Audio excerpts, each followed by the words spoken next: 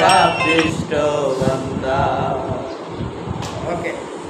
হ্যাঁ, পৃথিবী ছেড়ে চলে গেছে আমাদের পাগল হাসান, কিন্তু রয়ে গেল পাগল হাসানের সেই তত্ত্বভিত্তিক গানগুলো। ভালো থাকবেন সবাই।